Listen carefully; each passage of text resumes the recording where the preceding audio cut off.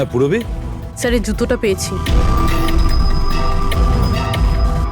তাহলে কি এই জুতোটা আয়েশার না? তো এগিয়ে গিয়ে দেখি।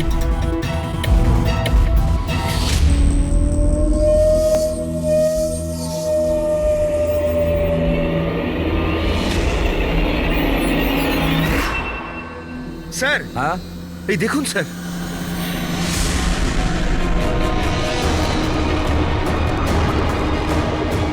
ছুরি দিয়ে আঘাত করেছে স্যারের পিঠে 5 বার। ওকে একটু উল্টে দাও। এ তো আয়েশা, ফেসটা তো পরিষ্কার দেখছি অভিজিৎ, না কোনো আঘাতের চিহ্ন, না কোনো কাটা দাগ। কিন্তু ওই ভিডিওতে যে দেখলাম। হ্যাঁ স্যার, ভিডিওতে এর মাথায় আঘাত লেগেছিল, রক্ত বেরোচ্ছিল। এখানে তো আঘাতের কোনো চিহ্নই নেই, একদম পরিষ্কার। তার মানে হলো ওই ভিডিওটা নকল। মানে আয়েশা অ্যাক্টিং আর মেকআপ দিয়ে দেখানোর চেষ্টা করেছিল যে ওকে কেউ মারতে চাইছে, খুন করতে চাইছে। কিন্তু এটা কেন করবে? স্যার কেউ হয়তো মজা করবে, আর না হলে কোনো ভয়ঙ্কর পরিস্থিতি থেকে বাঁচার জন্য নাটক করছে। আর দুটো অবস্থাতেই এর মিথ্যেটা সত্যি হয়ে যায়। আর ও যা কিছু করেছিল, কেন করেছিল, সে তোর বন্ধু আর আত্মীয়রাই বলতে পারবে। সবাইকে ডেকে নাও। ফেডরিক, আয়েশার সমস্ত ফোন রেকর্ড চেক করো। দেখো এই ঘটনাটার পরে ও কাদের কাদের সঙ্গে কথা বলেছিল আর তারা সেই মুহূর্তে কোথায় ছিল।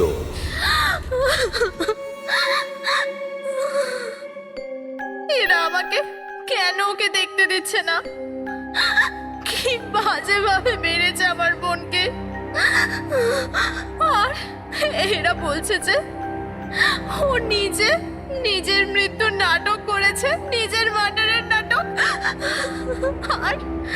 আর ওই নাটক সত্যি হয়ে গেছে। ভুল বলছে ওরা, মিথ্যে। আমাদের আয়েশা এরকম করতেই পারে না। আপনারা ভুল অভিযোগ করছেন।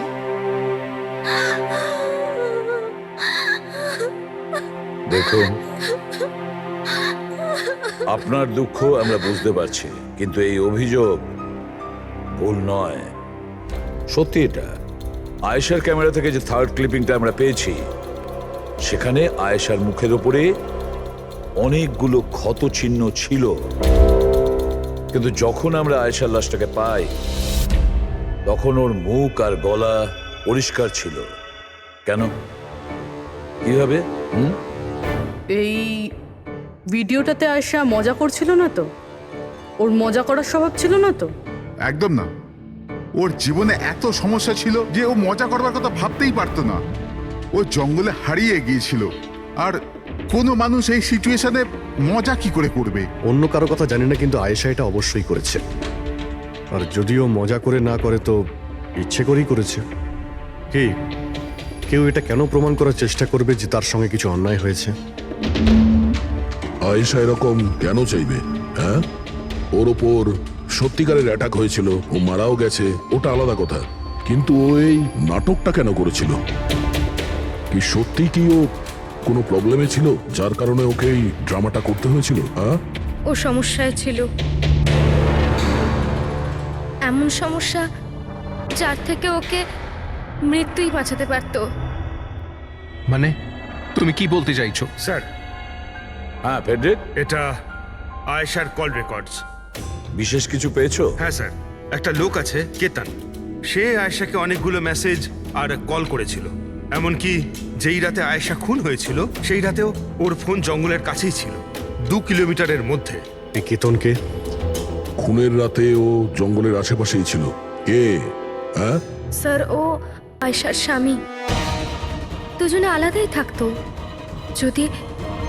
যদি আয়েশা ওর মৃত্যুর নাটক করে থাকে, তাহলে তার পেছনে কেতনের হাত থাকতে পারে। কেতন আয়েশার হাজবেন্ড, আর আপনাদের মধ্যে কেউ এই কথাটা আমাদের বলার প্রয়োজন মনে করলেন না। হ্যাঁ, কিন্তু কেতনের জন্য নিজের মৃত্যুর নাটক কেন করতে যাবে?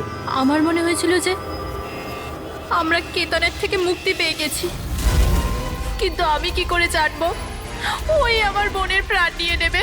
হিরেন, প্লিজ কেতনই আমার বোনকে মেরেছে। আমি বলছি তুমি নিজেকে কেতনই সামলাও। মেরেছে। প্লিজ কেঁদো না, প্লিজ কাম ডাউন। আপনারা প্লিজ নিজেদের মধ্যে কথাবার্তাটা থামান আর আমাদের বলুন কি ব্যাপার। আমি আপনাদেরকে বলছি, আসলে আজ থেকে 2 বছর আগে কেতন আর আয়েশার একটা ট্রিপে আলাপ হয়েছিল। আয়েশা কেতনকে বিয়ে করেছিল। তাড়াহুড়োতে সিদ্ধান্ত নেওয়ার শখ ছিল ওর, কিন্তু জানতো না ও এই সিদ্ধান্তটা কতটা ভুল নিয়েছিল। কেতন ওর যোগ্য ছিল না, একটা পাগল লোক ছিল, পসেসিভ ছিল, ওর জীবনটা অতিষ্ঠ করে রেখেছিল। এই জন্য 6 মাস আগে ওকে ও ছেড়ে দেয়। এছাড়া আর কি করতো? আমরা সবাই দেখেছিলাম ওকে কিরকম টর্চার করা হতো। মানিক, আজকে সব অডিশনে ক্যামেরাতে আছে, স্ক্রিনে প্লে কর, স্যারকে দেখাতে হবে। আর আয়েশা এক্ষুনি এসে যাবে। ঠিক আছে। আয়েশা, আয়েশা, কি হয়েছে? Are you okay? আয়েশা তুই ঠিক আছিস? কি করে হলো এসব? কে করলো এসব? আরে তোমরাও না কত প্রশ্ন করো, কিচ্ছু হয়নি আমার। আসলে কি হয়েছে, ওই তাড়াতাড়িতে সিঁড়ি দিয়ে নামছিলাম আর পা পিছলে গেছে। চুপ কর আয়েশা, কত কভার আপ করবি? আমি তো এটা বুঝতে পারছি না, তুই ছেড়ে দিচ্ছিস না কেন ওই মানুষটাকে? আমি ছেড়ে দিলেও ও আমায় ছাড়বে না। আরে আইন বলে কিছু আছে নাকি? পুলিশের হাতে তুলে দিও ওকে। কেউ ওর কিচ্ছু করতে পারবে না। ওকে যদি পুলিশে ধরেও নিয়ে যায়, ও সেখান থেকেও চলে আসবে আর আমাকে খুঁজে বার করবে, তারপর আমায় ছাড়বে না। কখন থেকে ফোন করছি তোকে আমি? হ্যাঁ, ধরছিলিস না কেন? এখানে বসে টাইম পাস করছিস? হ্যাঁ না কেতন, তোর এত সাহস কি করে হলো? কেতন আমি ডাক্তারের কাছে গেছিলাম, তাই ফোন সাইলেন্ট ছিল, অন করতে ভুলে গেছি। ওকে, ডক্টর, হ্যাঁ আজকাল খুব বেশি যাচ্ছিস না ওর কাছে? কেতন কি বলছো? এরকম কিচ্ছু নয়। আর তুমি বললে আমি ডাক্তারের কাছে আর কোনোদিন যাব না। আমাকে প্লিজ ছেড়ে দাও, আমাকে ক্ষমা করে দাও। তোকে তোর যোগ্যতা দেখাই, চ। কি করছে এসব? ছাড়ো ওকে। এই, নিজের কাজে মন দে, বুঝেছিস? এনাফ। এনাফ। মানুষ না, এই কেতন তো জানোয়ার। তোমরা কেতনের ব্যাপারে আমাকে আগে বলনি কেন? আপনারা যা বললেন সেটা শুনে তো মনে হচ্ছে কেতনই আমাদের প্রাইম সাসপেক্ট।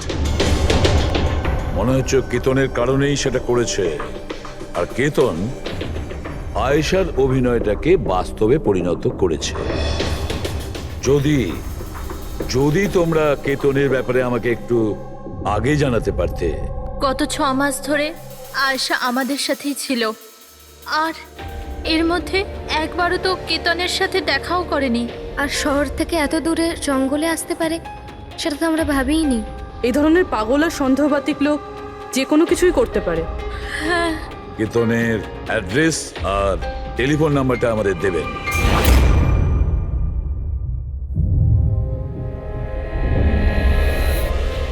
কেতন,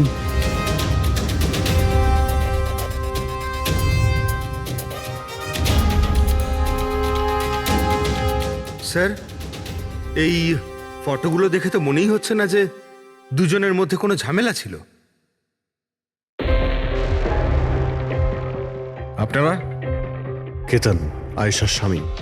পুলিশ? সিআইডি। আপনারা কি করতে এসেছেন এবার? আমার আয়েশা চলে গেছে, আমার জীবন বরবাদ হয়ে গেছে। আপনারা কি চান আমার থেকে? ইনফরমেশন তোমার আর আয়েশার ব্যাপারে শুনেছি তুমি নাকি খুব বিরক্ত করতে ওকে। স্যার, আমি ওকে অনেক ভালোবাসতাম, নিজের থেকেও বেশি।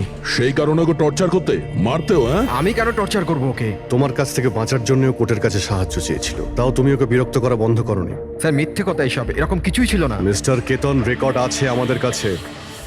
তুমি বারবার ওকে ফোন করে আর মেসেজ করে হুমকি দিয়েছিলে।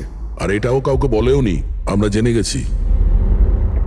আর তাছাড়াও গত 6 মাস ধরে তুমি হেরাল আর রোহানের ঘরের আশেপাশে ঘোরাফেরা করছিলে। আর যে রাতে আয়েশা খুন হয়েছে ওই রাতে তুমি ওই জঙ্গলেই ছিলে। এগুলো তোমার ফোনের লোকেশন থেকে পাওয়া গেছে। নিজের অপরাধটাকে লুকানোর চেষ্টা করো না, কোনো লাভ হবে না। আর এই ডবল মার্ডারে খুনিরও প্রচুর আঘাত লেগেছে। এই কি করে লাগলো তোমার? স্যার, এই আঘাতটা ওই দিন ঝোপেতেই লেগেছিল, কিন্তু এরকম কিছুই নয় যেটা আপনারা ভাবছেন। স্যার, আমি আয়েশাকে মারিনি। স্যার, আমি মানছি যে আমি ওই দিন জঙ্গলে গিয়েছিলাম, কিন্তু স্যার আমি তো শুধু ওর সাথে কথা বলার জন্য গিয়েছিলাম। স্যার, পুরো 6 মাস হয়ে গেছে, আমি ওকে দেখিনি পর্যন্ত। খুব মিস করতাম স্যার ওকে, ওর সাথে দেখা করতে চাইতাম, ওর সাথে কথা বলতে চাইতাম, যাতে ওকে বাড়িতে ফিরিয়ে আনতে পারি, যাতে আবার টর্চার করতে পারো। না স্যার, আমি বদলে গেছি স্যার। স্যার, আমি তো এটাই বলতে চেয়েছিলাম। কিন্তু যখন আমি জঙ্গলে গেলাম দেখলাম যে ও অন্য কারোর সাথে যাচ্ছে জঙ্গলের ভেতর। স্যার আমি কি করতাম স্যার, আমি এমনিতেই মাথা গরমের লোক, আমি ভাবলাম বেকার বেকার ঝামেলা তৈরি হবে, সেই জন্য আমি চুপচাপ বাড়ি ফিরে এলাম স্যার। স্যার ট্রাস্ট মি, আমি কিচ্ছু করিনি, আমি মারিনি ওকে স্যার। দেখো কেতন, তুমি এখনো আমাদের সন্দেহের তালিকায় আছো। যতক্ষণে কেসটা শেষ না হচ্ছে তুমি হেফাজতে থাকবে। স্যার, এই কেতনের কাছে কিন্তু আয়েশাকে মারার মোটিভ ছিল, ও তো বেঁচে গেছে। এবার বাকি রয়েছে এরা সবাই। হিরাল, সায়রা, অজিত, মানিক আর রুহান, এরা কি সবাই আয়েশার আপনজন ছিল? এদের কি মোটিভ হতে পারে? কারণ এদের মধ্যে তো কোনো প্রবলেম নজরে পড়ছে না। কেউ তো হবে স্যার যার আয়েশার মৃত্যু হলে লাভ হবে। কেউ কি পাবে ও মারা গেলে? সম্পত্তি, টাকা। টাকা? ইন্স্যুরেন্সের টাকা? হ্যাঁ, ইন্স্যুরেন্স।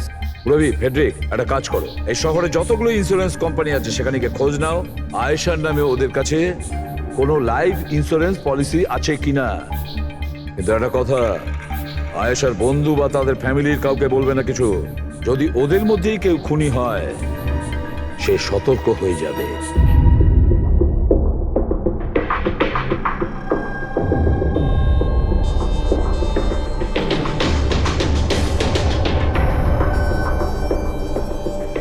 ওকে, থ্যাঙ্কস স্যার।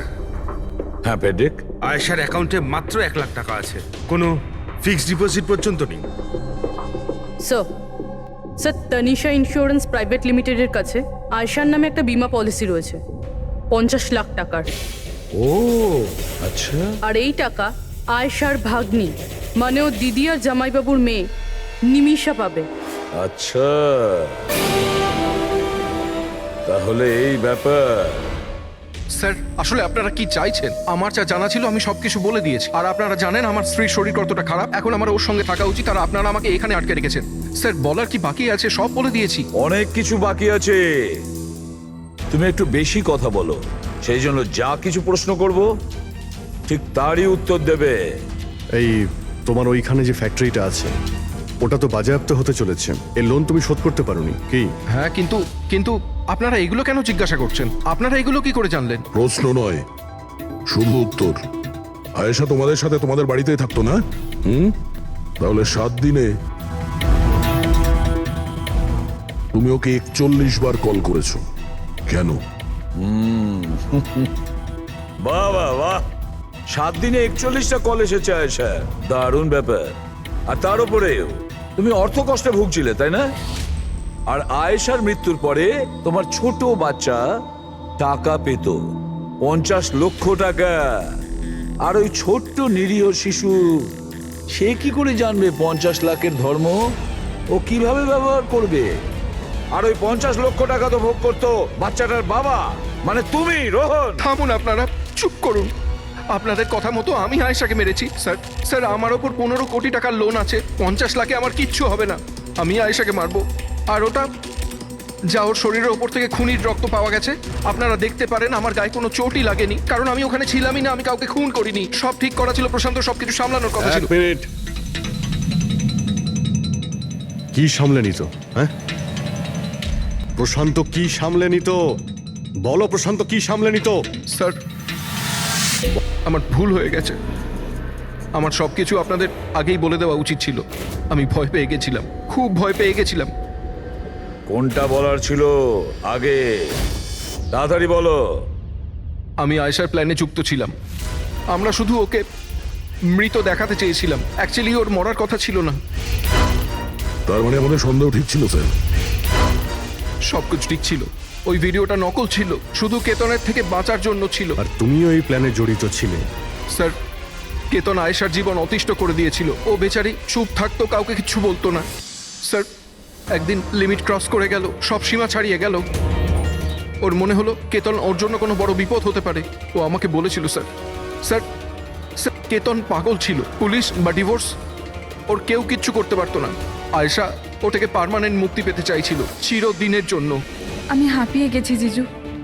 এখন তো ডিভোর্স আমাকে কেতনের থেকে বাঁচাতে পারবে না। যেটা আমায় ওই কেতনের হাত থেকে বাঁচাতে পারে সেটা শুধু আমার মৃত্যু।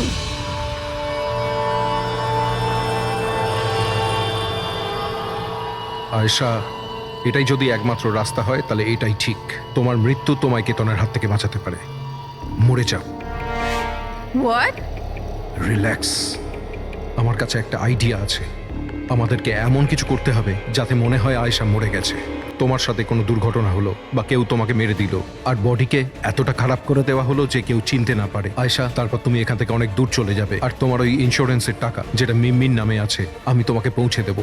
50 লাখ টাকা দিয়ে একটা নতুন জায়গা আর নতুন লাইফ নতুন করে শুরু করবে। কিন্তু জিজু, আমি বেঁচে থাকাকালীন আমার লাশ কোথা থেকে আসবে? ওর জন্য টেনশন নিও না, আমি সবকিছু করে নেব। আমার এক বন্ধু আছে প্রশান্ত, ও আমার জন্য অনেক কাজ করে দিয়েছে। কিন্তু হ্যাঁ আয়েশা, এরপরে তুমি কখনো জীবনে আমার সাথে, মিমির সাথে, হিরালের সাথে কোনোদিন দেখা করতে পারবে না। হ্যাঁ, কিন্তু ওই পাগল লোকটার থেকে তুমি সারা জীবনের জন্য মুক্তি পেয়ে যাবে। তুমি মুক্ত হয়ে যাবে। সবকিছু ঠিক ছিল, সবকিছু প্ল্যান মাফিক চলছিল। আমি আয়েশা আর প্রশান্তর সঙ্গে ফোনে যোগাযোগ রেখে চলছিলাম। তারপর জানি না হঠাৎ করে ফোন কেটে গেল। আমি জানতাম ওখানে একটা মেয়ের মৃতদেহ পাওয়া যাবে, যার ব্যবস্থা আমি বাধ্য হয়ে করেছিলাম। শুধু আয়েশার জামা কাপড় ওই মেয়েটিকে পরানোর কথা ছিল। ওর মুখটা এত খারাপ ছিল যে কেউ চিনতেও পারতো না।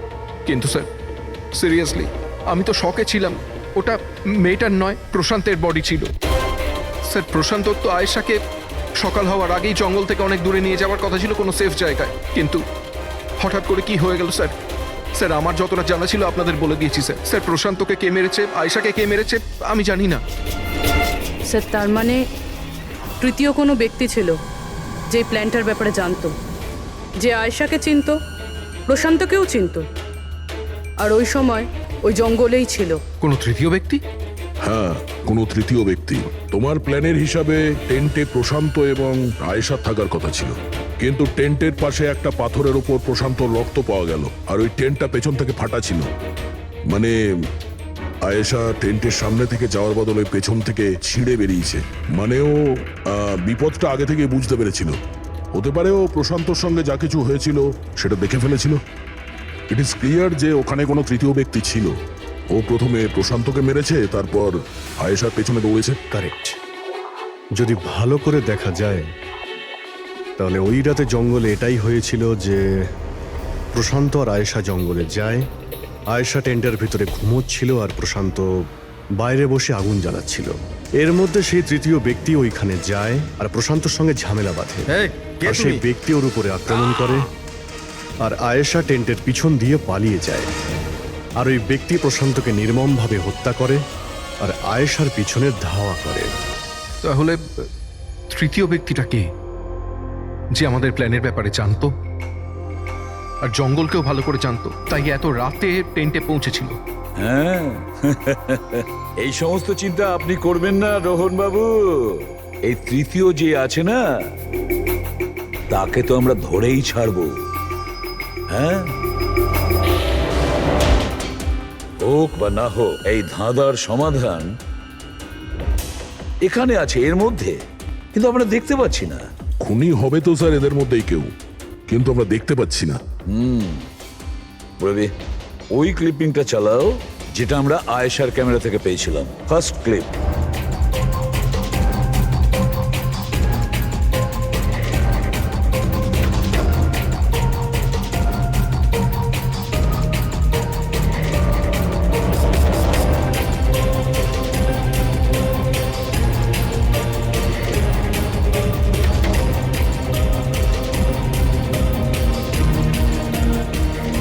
ইয়েস, তুমি ঠিকই বলেছিলে, খুনি আমাদের সামনেই আছে, কিন্তু আমরা দেখতে পাচ্ছি না। একটা কাজ করো, সবাইকে জঙ্গলে ডেকে নাও, তখনই বোঝা যাবে। স্যার, এখনো আপনারা আমার ওপর সন্দেহ করছেন, যেখানে আমি আপনাদের সবকিছু সত্যি কথা বলেই দিয়েছি। স্যার, আমি আমার বউকে কেন মারবো স্যার? আমি তোকে ভালোবাসি স্যার।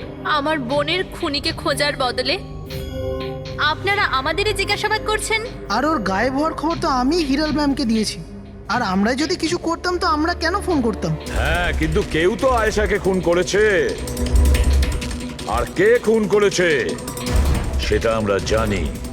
আয়েশাকে খুন তোমাদের মধ্যেই কেউ করেছে, তোমাদের মধ্যেই কেউ। আমাদের মধ্যে কে হতে পারে স্যার? এখনই জানতে পারা যাবে। রোহন, তুমি একটা কথা বলো। আয়েশা রেকির জন্যে তোমার বাড়ি থেকে দুর্ঘটনার একদিন আগেই গিয়েছিল না? হ্যাঁ স্যার, একদিন আগেই গিয়েছিল। আর এটা সেদিনেরই ছবি, তাই না? যেদিন ওর রেকিতে যাওয়ার কথা ছিল।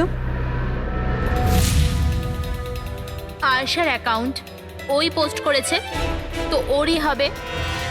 আর আপনারা আমার বোনের খুনিকে খোঁজার বদলে এরকম ফালতু জিজ্ঞাসাবাদ করছেন, আমাদের উপরে ব্লেম করছেন। এতে কি প্রমাণ পাবেন আপনারা? এটাই যে তোমরা আয়েশাকে জীবন্ত দেখেছিলে শেষবার ওই দিনই, তারপরও নিখোঁজ হয়ে গেছিল, তোমরা আমাদের বলেছিলে। আচ্ছা, ও কি কি পরেছিল অপর্ণা, তুমি বলেছিলে, তোমার মনে আছে? হ্যাঁ, ও না স্কাই ব্লু কালারের টি শার্ট পরেছিল আর ব্ল্যাক কার্গো প্যান্ট ছিল। হাই পনিও করেছিল। আপনার তো নিশ্চয়ই মনেই আছে। হিরাল, তুমি কি করে জানলে আয়েশা মরার সময় কি কাপড় পরেছিল? বলো, আরে বলো না। কারণ সেই দিন এ জঙ্গলেই ছিল। এই প্রশান্তকে মেরেছে আর তারপর আয়শার পিছনে দৌড়োয়, ওর পিছু নেয় আর ওকে মেরে ফেলে। আর প্রশান্তকে মারার সময় তোমার গভীর আঘাতও লাগে। দেখাও। হত সারুন, আমার দূরে থাকুন। হ্যাঁ, আমার থেকে। একে তো আপনারা আমার বোনের খুনিকে খুঁজে পাচ্ছেন না, তার উপরে আমার ওপরে অভিযোগ দিচ্ছেন। হ্যাঁ, ব্যাস, অনেক অভিনয় করেছো, এবার ঠিক করে বলো, কেন মেরেছো তুমি আয়েশাকে? হ্যাঁ, আমি মেরেছি আয়েশাকে।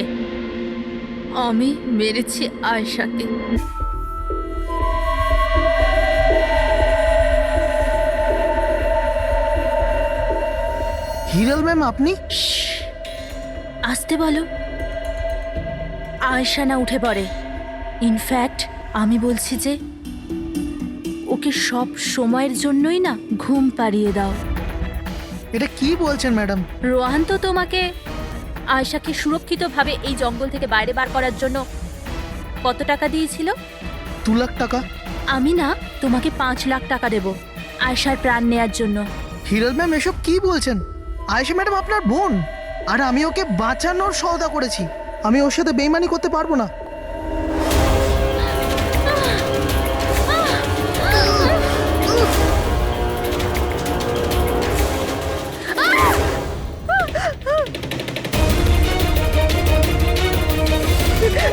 আয়েশা,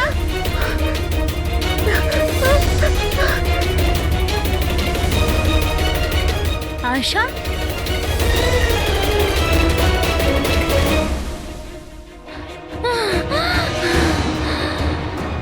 আয়েশা, আমার কাছে আয় আয়েশা।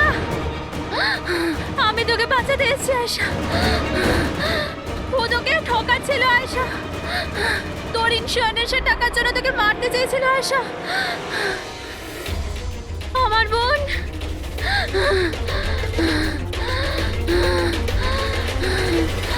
আয়েশা। সরি দিদি, আমি কিচ্ছু জানতাম না এই ব্যাপারে। সরি, আমার জন্য তোমার এত কষ্ট হলো। আমি জানতাম না যে জিজু এরকম কিছু করছে। আই এম সো সরি দিদি। আমার বোন। সরি দিদি। তুই সরি বলিস না। হ্যাঁ, এটা তো আমার বলা উচিত। কেন দিদি? I am sorry. কেন কেন মেরেছো তুমি তোমার বোন আয়েশাকে? আপনারা জানেন না আয়েশাকে, ও সবসময় না সবার প্রিয় হয়ে এসছে। ভালোবাসার আয়েশা, সবাই ওকে ভালোবাসতো, আমাকে নয়। মা, বাবা, আমার সব বন্ধু, ইনফ্যাক্ট রোহান, আমার মেয়ে নিম্মিও আমার থেকে বেশি ওকে ভালোবাসতো। ও রোহানকেও আমার থেকে ছিনিয়ে নিতে চেয়েছিল। আমি রোহান আর নিম্মিকে নিজের থেকে দূরে যেতে দেখতে পারতাম না। না, আপনি বলুন আমি কি করতাম? আমি ভাবলাম সবসময় ও আমাকে হিংসা করে না, জিতেওছে সবসময়। না থাকবে আয়েশা, আর না থাকবে ওর জিত। এর জন্য মেরে ফেলেছি আমি ওকে। হিরাল, তুমি এটা কি করে করতে পারো? আরে আয়েশা তোমার ছোট বোন ছিল, আমাকে বড় দাদার মতো দেখতো। আমি ওর সাথে এগুলো কখনো স্বপ্নতেও ভাবতে পারি না। আমার লজ্জা লাগে তোমাকে আমার স্ত্রী বলতে। রোহান, তোমার ভুল নেই এতে। সব ভুল ওই আয়শার। ওই সব করছিল। ও না তোমাকে আমার থেকে ছিনিয়ে নিতে চেয়েছিল, কিন্তু এখন তো এটা হবেই না। এবার তো তোমাকে কেউ আমার থেকে কেড়ে নিতে পারবে না। খুব বড় ভুল করেছো তুমি। তোমার সন্দেহ, তোমার ইনসিকিউরিটি একটা নিরীহ মানুষের প্রাণ নিয়েছে, প্রশান্ত গ্রাইডের। আর তাছাড়াও তুমি তোমার আপন বোনকেও মেরেছ। আইন তোমাকে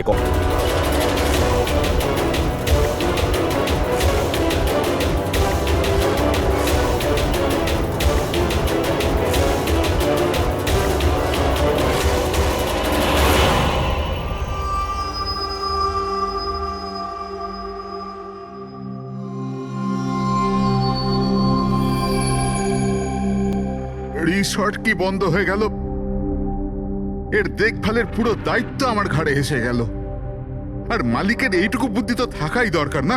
এত বড় রিসর্ট একলা মানুষ কি করে পরিষ্কার রাখবে? এই সুইমিং পুলটা একেবারে নোংরায় ভরে গেছে। যতই পরিষ্কার করো না কেন, দুদিন অন্তর ঠিক নোংরা হয়ে যায়, প্রতি দুদিন অন্তর। আরে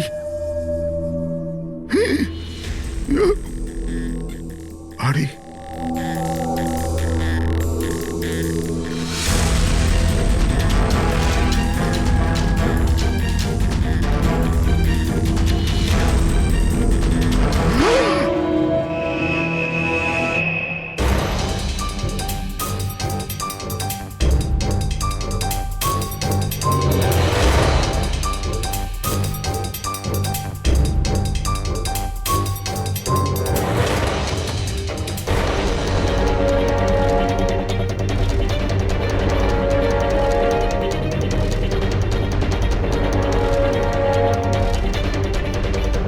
দেখো বাবলু, তুমি যদি কিছু না করে থাকো তাহলে ভয় পাওয়ার কোনো প্রয়োজন নেই। সিআইডি নির্দোষদের কখনো শাস্তি দেয় না, বুঝেছো? মনে হচ্ছে লাশ অনেকক্ষণ ধরে জলে আছে। হ্যাঁ দয়া, মনে হচ্ছে 12 ঘন্টার বেশি হবে। কোথাও কোনো আঘাতের চিহ্ন নেই বস, শুধু এখানে এই গলায় এখানে অদ্ভুত কিছু লেগে আছে। গলা টিপে মেরেছে? আপাতত দেখে তাই মনে হচ্ছে। এই রিসর্টের চাবি কি তোমার কাছেই থাকে? না স্যার, মালিকের কাছেও একটা আছে। তুমি গেটটা দেখাও তো। পঙ্কজ, দেখো তো, একটু ভালো করে চেক করো, দেখো কিছু পাওয়া যায় কিনা।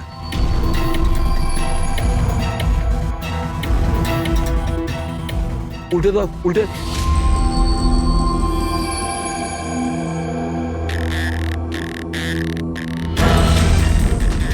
স্যার, এ তো ট্যাক্সির বিল দেখছি। ইনি কাল রাত্রে ডোমেস্টিক এয়ারপোর্ট থেকে ট্যাক্সি ধরেছিলেন। পঙ্কজ, এই লাশটার ফটো তুলে এয়ারপোর্ট সিকিউরিটিকে দেখাও, আর এর পরিচয় জানো। তালা তো ভাঙা নেই, তার মানে হলো কেউ চাবি দিয়ে খুলে ভিতরে ঢুকেছে, বা হয়তো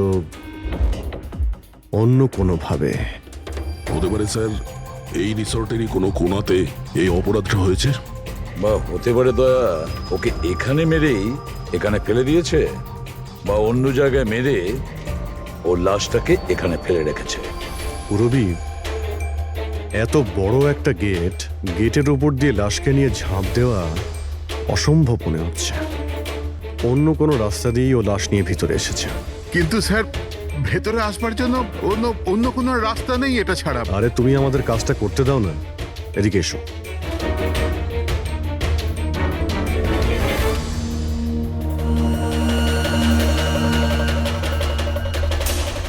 এই দেখো পুরবী, এখানে দেওয়াল ভাঙা রয়েছে, নিশ্চয়ই এখান দিয়ে এসেছিল এই খুনি।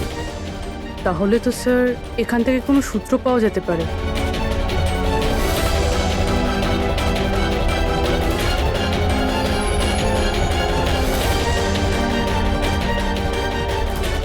এই হলো প্রমাণ, এই সোনালী সুতো।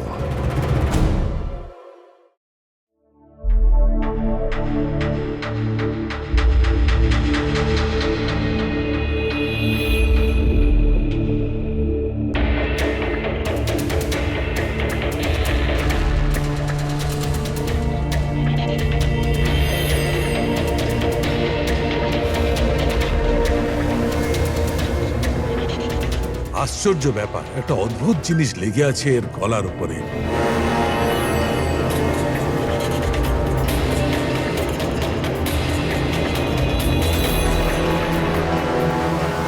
ও, কি হয়েছে স্যার? একটু শুঁকে দেখো এটা। মেহেন্দি? মেহেন্দি সারিকা, এর গলার উপর মেহেন্দির দাগ। সারিকা, এর মৃত্যু হয়েছে গলা টেপার কারণে। গলায় আছে মেহেন্দির চিহ্ন। তার মানে যে এর গলাটা টিপে ধরেছিল ওর হাতে মেহেন্দি লাগানো ছিল। আর খুনটা যে করেছে সে হয়তো কোনো মেয়ে, আর ও সেই সময় খুন করেছে যখন ওর হাতের মেহেন্দি ঠিক করে শুকোয়ও নি। রাইট। আজকাল এমনিতেও বিয়ের সিজন চলছে, হয়তো কোনো ফেস্টিভ্যাল, ফাংশন বা বিয়ে বাড়িতে গিয়েছিল। রাইট। এই জন্য অভিজিৎ ওখান থেকে সোনালি সুতো পেয়েছিল। হয়তো কোনো দামি ড্রেসে যেটা পরেও পার্টিতে যাচ্ছিল। তার মানে হচ্ছে এই সোনালি সুতো আর গলায় লেগে থাকে এই মেহেন্দি আমাদের খুনি পর্যন্ত পৌঁছে দেবে।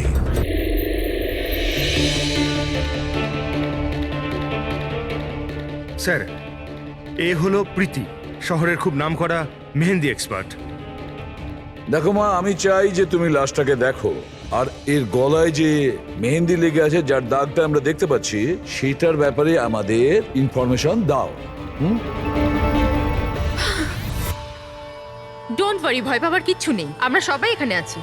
ম্যাডাম, একজন খুনি বাইরে ঘুরে বেড়াচ্ছে, আপনি একটু সাহস করুন প্লিজ। আসুন। আমার মনে হচ্ছে কোনো মেহেন্দি পরা হাত এর গলাটা টিপেছিল। ভালো করে দেখুন একটু। আর কিছু মেহেন্দি ভিকটিমের চুলেও লেগে রয়েছে, মাথার পেছন দিকে। মেহেন্দির টেক্সচার খারাপ হয়ে গেছে, কিন্তু এটা মনে হচ্ছে যে এই মেহেন্দিটা হাত দিয়ে লাগানো হয়েছে। হাত দিয়ে? হ্যাঁ স্যার, বেশিরভাগ লোক আলাদা আলাদা ডিজাইন বানানোর জন্য স্টেন্সারের ব্যবহার করে। এই ডিজাইন স্টেন্সিলে নয়, হাত দিয়ে করা হয়েছে। হ্যাঁ স্যার। আচ্ছা, আপনি প্লিজ 1 মিনিট এদিকে আসবেন।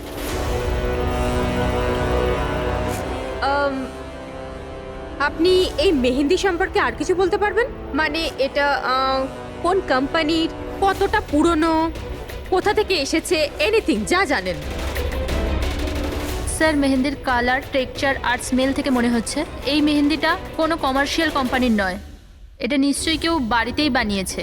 তার মানে লোকেরা সাধারণত বাড়িতে তৈরি মেহেন্দি ব্যবহার করে, তাই তো? হ্যাঁ স্যার, কারণ ওটা কেমিক্যাল ফ্রি থাকে। আচ্ছা। এরকম তো শহরে অনেক লোকই আছে যারা বাড়িতে মেহেন্দি বানায়, তাই মেহেন্দির সাহায্যে তাকে ধরতে গেলে অনেকটা সময় লেগে যাবে স্যার। স্যার, হ্যাঁ স্যার ভিকটিমের ব্যাপারে জানতে পেরেছি। হ্যাঁ, একে? স্যার, ওর নাম দীপেন, দিল্লিতে থাকতো। আর আমি লোকাল পুলিশকে বলে দিয়েছি যে ওর বাড়ির লোককে যেন খবর দিয়ে দেয়। গুড। আচ্ছা প্রীতি, আরো একটু দেখুন যদি আমাদের কিছু বলা যায়।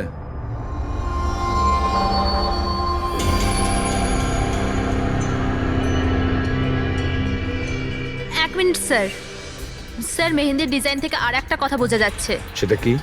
স্যার, ওই মেয়েটার ব্যাপারে, যার মেহেন্দি এর ঘাড়ে লেগেছে। ওই মেয়েটার বিয়ে এমন একটা ছেলের সাথে হচ্ছিল যার নাম আর দিয়ে শুরু হয়। আর লেটার দিয়ে শুরু? সেটা কিভাবে জানা গেল? বেশিরভাগ নতুন বউ যখন মেহেন্দি লাগায় তো নিজের স্বামীর ইনিশিয়াল লেটার হাতে লেখায়। তো স্যার, এটা সেই ইনিশিয়াল লেটার। হ্যাঁ বস, উল্টো আর লেখা আছে। আর তাহলে আমাদের খোঁজ নিতে হবে এই সপ্তাহে এই শহরে কটা বিয়ে হয়েছে আর কটা বিয়ে হতে চলেছে যেখানে পাত্রের নাম আর দিয়ে শুরু।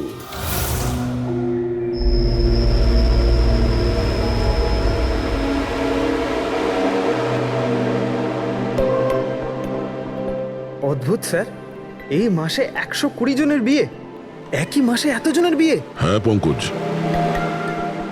এখন বিয়ের ভালো লগ্নসা আছে। যদি তুমি বিয়ে করো তো সময়টা একদম ঠিক। আরে বিয়ে আর কি করে করবো স্যার? কি হলো, কজন পাত্রের নাম পেলে? হ্যাঁ স্যার, সব মিলিয়ে 12 জন আছে যেখানে পাত্রের নাম আর দিয়ে শুরু হয়। আচ্ছা, হ্যালো, হ্যাঁ হ্যাঁ হ্যাঁ হ্যাঁ স্যার, এর গাড়ি তো দেখছি একটা শব্দেই আটকে আছে। হ্যাঁ হ্যাঁ হ্যাঁ হ্যাঁ হ্যাঁ ওকে ওকে, থ্যাংক ইউ। স্যার, হ্যাঁ পঙ্কজ, দিল্লি থেকে অফিসার ফোন করেছিলেন। উনি বলছিলেন যে দীপেনের বাড়িতে গিয়েছিলেন কিন্তু কেউ ছিল না, আর প্রতিবেশীকে জিজ্ঞেস করে জানতে পেরেছেন ওর একটা বোনও আছে। শালিনীর নাম্বার দিয়েছেন উনি? হ্যাঁ স্যার, পাঠিয়েছেন। আর উনি বলছিলেন যে দীপেন মাত্র 4 মাস আগেই ওখানে শিফট হয়েছে। একটা মেয়ের সঙ্গে ব্রেকআপ করে আর অন্য কারোর সঙ্গে বিয়ে করে নেয়। এই জন্য শালিনীর সঙ্গে ওর ঝগড়া হয় আর সেই জন্য এখানে চলে আসে। কি নাম বললে ওই মেয়েটির যে দীপেনকে মনে আঘাত দিয়েছে? ইরা। ইরা? স্যার, হতে পারে কালকে রাত্রে দীপেন ইরার বিয়ে পণ্ড করতে এসেছিল এখানে, আর ইরা ওকেই মেরে দিয়েছে। আচ্ছা, এই ওয়েডিং কার্ডসে ইরা নামের কোনো মেয়ের কার্ড আছে?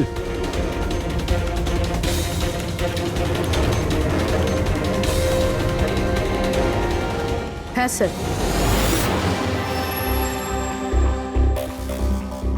ইরা ওয়েটস রোহিত, এই দেখুন।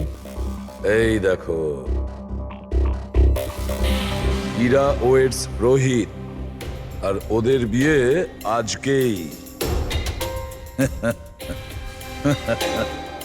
একটু ওই বিয়ে বাড়িতে গিয়ে দেখো কনের গায়ে মেহেন্দি কতটা রাঙিয়েছে। আপনারা সিআইডি থেকে এসেছেন তো যা খুশি তাই করবেন। আইনের নামে কারুর বিয়ে আটকাবার অধিকার কে দিয়েছে আপনাদের? না না, আমরা এখানে কারো বিয়ে থামাতে আসিনি। আমরা এখানে এসেছি তদন্ত করার জন্য।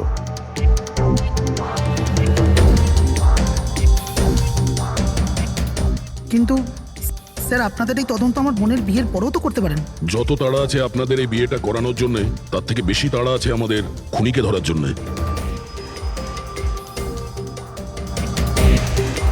একে চেনেন আপনারা?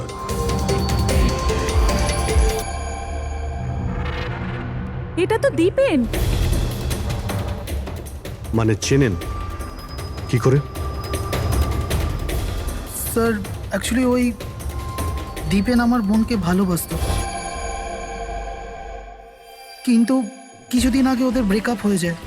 আমি বলেছিলাম না যে চলো ফিরে যাই, কিন্তু আমার কথা শুনছে না কে? দেখো এবার সিআইডিও চলে এসেছে। জানি না কি কুক্ষণে এদের সঙ্গে আমরা সম্বন্ধ তৈরি করেছি। দেখুন, দীপেনের ঘাড়ে আমরা কিছু মেহেন্দির চিহ্ন দেখতে পেয়েছি, আর আমাদের সন্দেহ যে সেই চিহ্ন ইরার হাত থেকে এসেছে।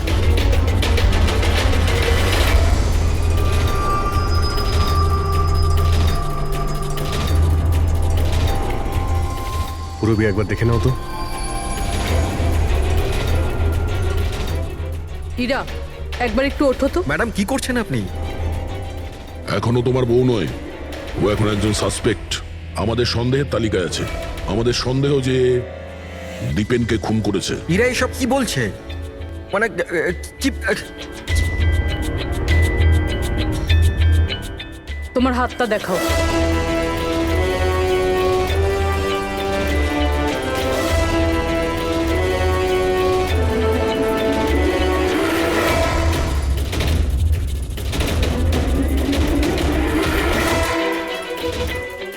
স্যার, এর মেহেন্দি তো একদম ঠিক আছে। আরে তাহলে দীপেনের গলায় যে মেহেন্দির দাগ ছিল সেটা কার হাতের ছিল? পুরবি, তুমি ওর ঘোমটাটা একবার তোলো। স্যার,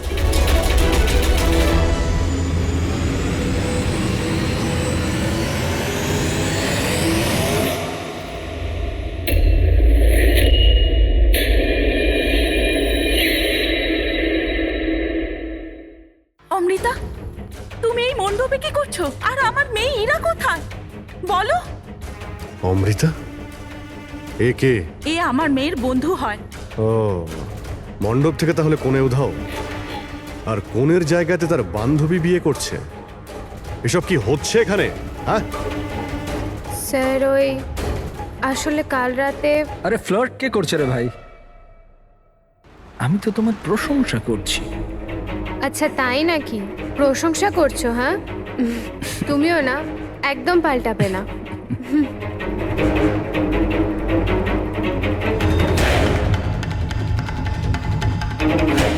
এই লোকটা কি জ্বালা। অমৃতা, অমৃতা শোনো। কার্তিক, কি হলো?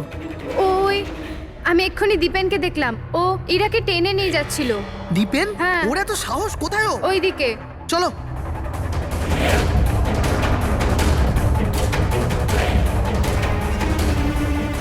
কোথায় গেল এরা দুজন? কি জানি।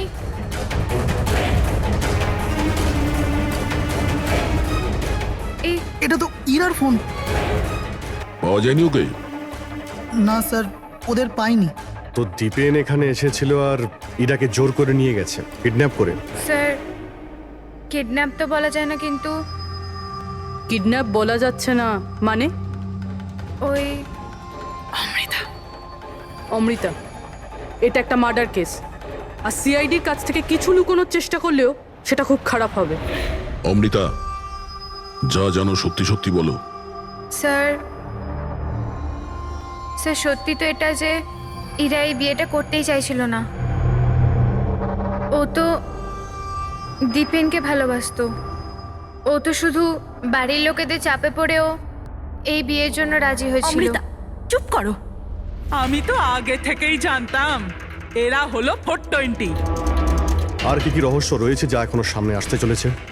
এখানেই বলবেন নাকি সিআইডি ব্যুরোতে গিয়ে চা খেতে ইচ্ছে করছে? হ্যাঁ স্যার, ব্যাপারটা হলো গত কমাস ধরে আমার ব্যবসা ঠিকঠাক চলছে না, আমার প্রচুর লোকসান হয়ে যাচ্ছিল। সুশীল বাবু আমার বিজনেসটাকে স্টেবল করবার জন্য প্রচুর সাহায্য করেছে। তো নিজের মেয়ের বিয়ের ডিল করেছিলেন আপনি, যাতে আপনার ডুবে যাওয়া বিজনেসটা আবার ভালো মতো দাঁড়িয়ে যায়, কি? তাই ইরা উধাও হয়ে যাওয়ার পর অমৃতাকে এই মণ্ডপে বসিয়েছেন যাতে কোনোভাবেই এই বিয়েটা না আটকায়। বাহ। আর অমৃতা, তুমি এই পুরো ষড়যন্ত্রে এত সহজেই যোগদান করলে? আমি এসব কিছুই জানতাম না। আমাকে তো কার্তিক বলেছিল যতক্ষণ ইরাকে পাওয়া যাচ্ছে না আমি এখানে বসে থাকি। এখনই তো 7 পাক হতো, তারপর বিয়েও করে নিতে আমাকে ঠকিয়ে। না, আমি মণ্ডপ থেকে বেরোতেই যাচ্ছিলাম, আর তখনই সিআইডি এখানে চলে এলো, আর সত্যি সবার সামনে চলে এলো। অর্ধেক সত্যি তো সামনে এসছে, আর বাকি অর্ধেক সত্যি সামনে আসবে যখন এটা জানা যাবে যে দীপেনকে মারার পর ইরা কোথায় চলে গেছে। আমার মেয়ের উপর মিথ্যে অপবাদ দেবেন না স্যার। ও তো দীপেনকে ভালোবাসতো, ও কেন খুন করবে ওকে? যদি আপনার মেয়ে নির্দোষ হয় তাহলে ও বাড়িতে ফিরে আসেনি কেন? দীপেন খুন হওয়ার পর থেকে ও নিখোঁজ হয়ে গেছে।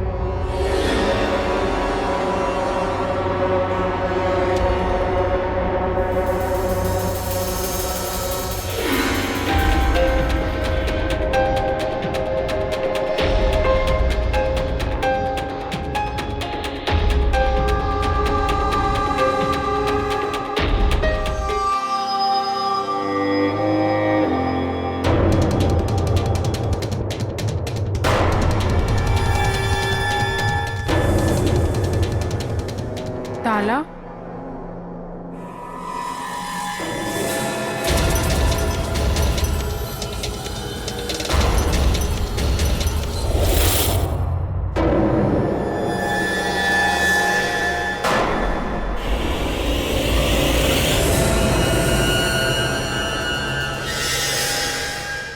দেখো বস, ইরা নিজের মেহেন্দি পরা হাত দিয়ে দীপেনের গলা নিশ্চয়ই ধরেছিল, কিন্তু দীপেনের মৃত্যু ইরার হাতে হয়নি। দীপেনের মৃত্যু হয়েছে কি করে? এর গলার উপর এই যে মেহেন্দির চিহ্ন আছে, যখন পরিষ্কার করলাম তখন দেখলাম আর একটা দাগ আছে। এই দেখো, এইটা। আর এই চিহ্নটা হচ্ছে কোন দড়ির, যার কারণে দীপেনের মৃত্যু হয়েছে। তার মানে দীপেনের মৃত্যু গলায় দড়ি দিয়ে টানার কারণে হয়েছে। কিন্তু যদি ইরা খুন না করে তাহলে ইরা কোথায়? আচ্ছা, এমনটা নয় তো যে ওকেও কোনো ক্ষতি করা হয়েছে? স্যার, একটা কথা কিছুতেই মাথায় ঢুকছে না। যদি ইরা এই খুনটা না করে থাকে তাহলে করলো কে? এই খুন হয়তো ইরার বাড়ির লোকেদের মধ্যেই কেউ করেছে। আর তাছাড়া দীপেনের উপস্থিতি ওরা পছন্দ করেনি। হতে পারে দীপেনের কারণে বিয়েতে কোনো বাধা আসবে, সেই জন্য দীপেনকে খুন করে দিয়েছে। স্যার স্যার ইরার ফোন থেকে জানা গেছে যে ওর নিখোঁজ হওয়ার 3 ঘন্টা আগে দীপেনের বোন শালিনীর ফোন আসে। ও দিল্লি থেকে বম্বে চলে তো আসে, কিন্তু ফোন তুলছে না। শালিনীর ফোন ট্র্যাক করো, দেখা তো যাক ও এখন কোথায় আছে। আর বাকি রইল ওই সোনালি সুতো, কার হতে পারে?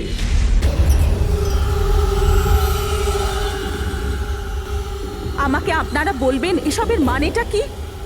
আর আপনারা এই মেহেন্দি অনুষ্ঠানের জামা কাপড়গুলো এনেছেন কেন? দেখুন, আমরা কিছু সোনালি সুতো পেয়েছি ক্রাইম সিন থেকে, আর ওই সোনালি রঙের সুতো যার কাপড়ের সঙ্গে ম্যাচ হয়ে যাবে, খুনি সেই। ইরাকে সন্দেহ করছিলেন, কি ওই সন্দেহ দূর হয়ে গেছে? হ্যাঁ, আপাতত তো ধরে নিন যে ওই সন্দেহটা দূর হয়ে গেছে, কারণ দীপেনের মৃত্যু দড়ি দিয়ে শ্বাসরোধ করে হয়েছে, ওই মেহেন্দি লাগানো হাতে নয়। তার মানে আপনাদের এটা মনে হচ্ছে যে খুনি আমাদের মধ্যে থেকে কেউ বোধহয় করেছে? কারেক্ট। এখন শুধু সেটাই দেখতে হবে যে ওই সোনালি রঙের সুতো কার কাপড়ের সঙ্গে ম্যাচ করে। আশ্চর্য, রেশমের ছোট ছোট টুকরো থেকে আপনারা এত বড় একটা সিদ্ধান্ত নেবেন। জানি না ওই টুকরোটা ম্যাচ করবে কিনা। অদ্ভুত কথা তো আপনি বলছেন রাজন বাবু। আপনার হঠাৎ খুব অসুবিধা হচ্ছে? উল্টে আপনার খুশি হওয়ার কথা যে আমরা আপনার মেয়েকে এবারে সন্দেহ করিনি।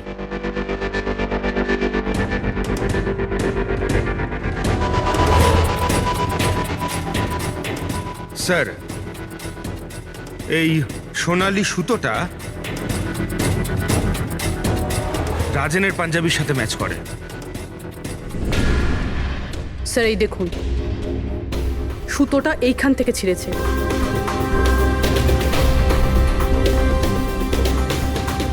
আমি বলছি আপনাদের, ওই রাতে আমি দেখেছিলাম দীপেন আর ইরাকে একসাথে। তুমি কেন বুঝতে পারছো না? আমি তোমাকে ছেড়ে বাঁচতে পারবো না আমি বাঁচতে। আর তুমি আমাকে ছাড়া অন্য কাউকে কি করে বিয়ে করছো?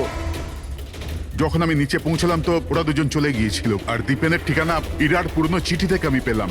তারপরে আমরা ওর পুরনো বাড়িতে গেলাম।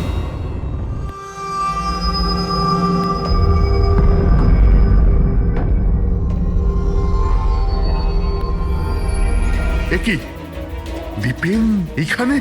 ইরা ইরা ইরা ইরা ইরা ইরা মা!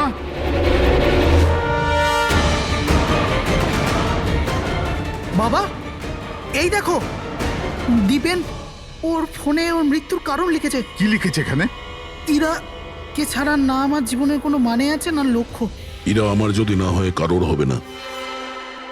বিদায়। ও যদি আমার না হয় তাহলে কারোরই হবে না। আচ্ছা, এমনটা নয় তো যে দীপেন মারা যাওয়ার আগে ইরাকে কোনো ক্ষতি করে দিয়েছে?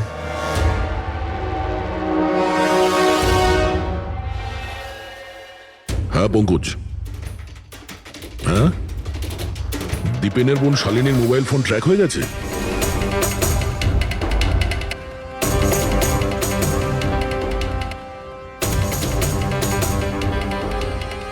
শালিনীর মোবাইল ফোনের নেটওয়ার্ক অনুযায়ী ও তো সকালেই এসে গেছে এখানে। হ্যাঁ, কিন্তু আমাদের ফোন তুলছে না কেন?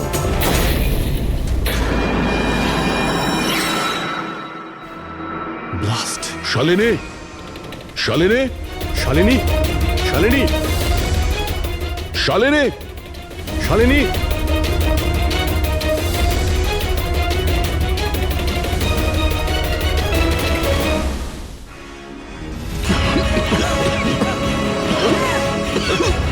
শালিনী, শালিনী!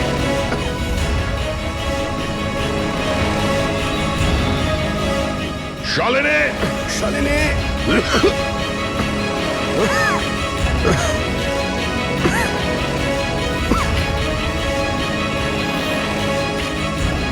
অভিজিৎ,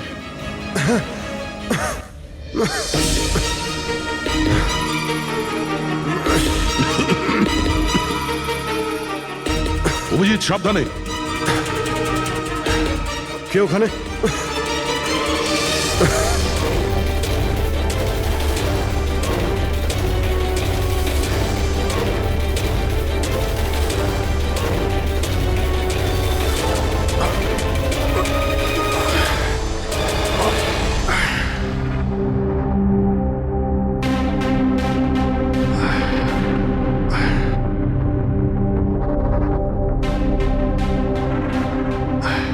হ্যাঁ অভিজিৎ, দয়া, এবার চোখ ঠিক আছে? হ্যাঁ স্যার, ঠিক আছে। এটা তো ভালো হয়েছে স্যার, আমরা ওই বিষাক্ত গ্যাসে বেশিক্ষণ থাকিনি। কিন্তু স্যার, শালিনী আর ইরার অবস্থা খুব একটা ভালো নয়, ডক্টর ওদের দেখছে। কোন বিষাক্ত গ্যাস ছিল ওখানে? স্যার সেটা তো জানি না, কিন্তু আমার মনে হচ্ছে টাইম স্মোক বোম ছিল ওখানে। এই দীপেন স্যার পুরো প্ল্যান করে রেখেছিল। আত্মহত্যার পরে ও ইরাকেও রাস্তা থেকে সরাতে চেয়েছিল। হ্যাঁ স্যার, ও তো সুইসাইড নোটে লিখেও ছিল যে ইরা যদি ওর না হয় কারোর হবে না। স্যার। হ্যাঁ ডক্টর, ইরা কেমন আছে? স্যার ও এখন আউট অফ ডেঞ্জার, কিন্তু ওর এখনো জ্ঞান ফেরেনি। আচ্ছা, আর Shalini? I am sorry sir, আমরা ওকে বাঁচাতে পারিনি।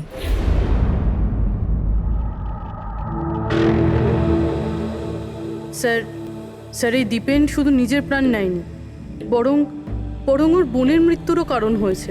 সেটাই তো। হ্যাঁ শালুকে বলো। আচ্ছা ঠিক আছে, আমরা আসছি। কি হয়েছে স্যার? শালুকে বলছিল দীপেন আত্মহত্যা করেনি।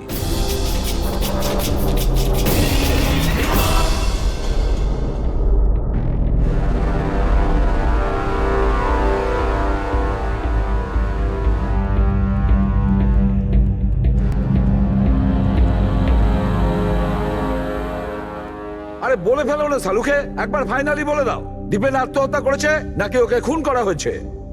বস, আমি জানি যে তোমরা খুবই বিরক্ত হচ্ছ। তোমাদের মনে হচ্ছে শালুকে কোনো কথাই বলছে না।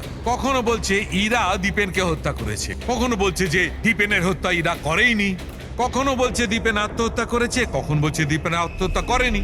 কিন্তু আমি কি করব ভাই, এই কেসটার সূত্র খুব অল্প অল্প করে আসছে। আরে স্যার, যে প্রমাণ পেয়েছেন সেটা নিয়ে কিছু বলুন না। দেখো বস, যখন কোনো মানুষকে ফাঁসির দড়িতে ঝোলানো হয় আর যখন দড়িটায় টান পড়ে তখন ওর শ্বাস বন্ধ হতে থাকে, আর তখন সে শ্বাস নেওয়ার জন্য ছটফট করে, তার ঘাড়টা নড়তে থাকে, আর ঘাড় নড়ার কারণে ফাঁসটা চেপে বসে, আর ওর ঘাড়ের ঠিক পেছন দিকে ওই ফাঁসির দড়ির গিঁটের চিহ্নটা দেখা যায়।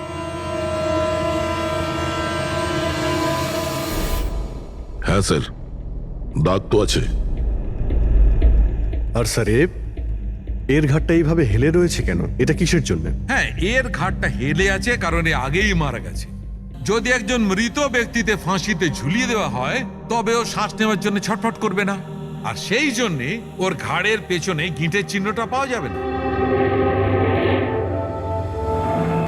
না, এর পিছনে তো কোনো চিহ্ন নেই। কারণ ঘাড়টা গিঁটের সংস্পর্শে আসেনি। তুমি নতুন কি আর বললে? আমরা কি এগুলো জানি না? দেখো শালুকে, তুমি শুধু এটা বলো, দীপেনের ঘাড়ের পিছনে ফাঁসির দড়ির গিঁট আছে, হ্যাঁ কিংবা না? দীপেনের ঘাড়ের পেছনে দড়ির গিঁটের চিহ্ন নেই। এসো আমি দেখাচ্ছি। এই দেখো বস, দীপেনের ঘাড়ের ওপর কোনো চিহ্ন নেই। ও, তার মানে খুনি আমাদের ভুল বোঝাচ্ছিল, আগে থেকেই মরে যাওয়া লোককে ঝুলিয়ে দিয়েছে যাতে মনে হয় আমাদের সুইসাইড করেছে। অনেক লম্বা প্ল্যানিং করেছিল। এমন কেউ রয়েছে যে দীপেন আর ইরা দুজনকেই মারতে চেয়েছিল। আর ওই সুইসাইড নোট, সেটাও খুনি লিখেছে। হ্যাঁ স্যার, দীপেনের সুইসাইড নোট দীপেন নিজে লেখেনি। আমি এই মেসেজের অ্যানালাইসিস করিয়েছি একজন লিঙ্গুইস্টিক এক্সপার্টকে দিয়ে। ডক্টর সারিকা, এই লিঙ্গুইস্টিক এক্সপার্ট কি হয়? স্টাইলোমেট্রি নামের একটা শিল্প হয়। যেমন ধরুন, যেমন প্রত্যেক মানুষের আঙ্গুলের ছাপ আলাদা আলাদা হয়, ঠিক তেমনই তার হাতের লেখা স্টাইল, তার ধরন আলাদা আলাদা হয়। প্রত্যেকটা মানুষের লেখার ধরন আলাদা। কেউ অক্ষরগুলোকে একটু ছোট ছোট লেখে, কেউ অক্ষরগুলো বড় বড় লেখে, মাঝখানে অনেকটা ফাঁকা থাকে, কেউ একদম সোজা লাইনে লেখে, কেউ এবড়ো খেবড়ো লেখে। কিছু লোক প্রত্যেকটা অক্ষরের পরে কমা দেয়, যেমন ফ্রেডি দিয়ে থাকে। সবার লেখার ধরন আলাদা আলাদা। এক্সপার্ট এগুলোও বলতে পারেন? শুধু এটুকুই নয়, এক্সপার্ট এটাও বলতে পারে যে টাইপ করেছে সে নারী না পুরুষ। তাহলে সারিকা, ওই সুইসাইড নোট দীপেন লিখেছে কি না? না স্যার, আমি দীপেন আর ইরা দুজনের ফোনসে চেক করেছি, তো আমি একজনের সম্পর্কে জানতে পেরেছি যার লেখার ধরন এক্স্যাক্টলি সুইসাইড নোটের সঙ্গে ম্যাচ করছে। এই যে সেই মেসেজ, এই মেসেজেও সুইসাইড নোটের মতো প্রত্যেকটা সেন্টেন্সের মাঝে 3টে ডট আছে। প্রত্যেকটা সেন্টেন্স শর্ট আর ক্রিস্প, আর প্রত্যেকটা মেসেজ হয় গুড বাই না হলে বিদায় লিখে শেষ করা হয়েছে। যেভাবে ওই সুইসাইড মেসেজে বিদায় লেখা হয়েছিল, এখানে গুড বাই লেখা হয়েছে। আচ্ছা, তার মানে হলো আমরা সেই খুনিকে খুঁজে পেয়েছি।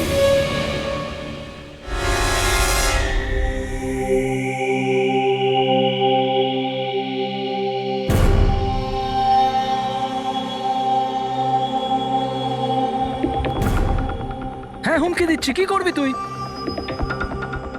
সিআইডির সামনে কাউকে হুমকি দেওয়া ভালো কথা নয়। কিন্তু আমি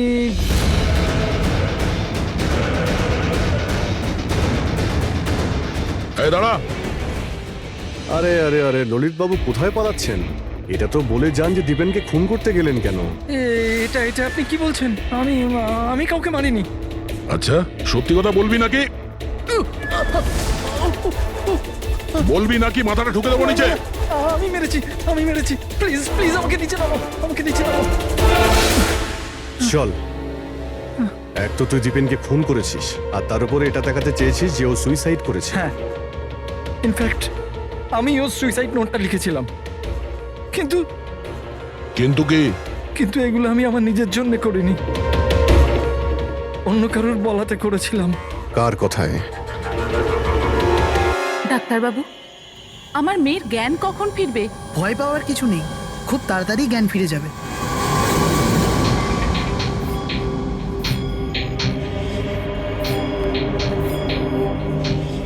ললিত,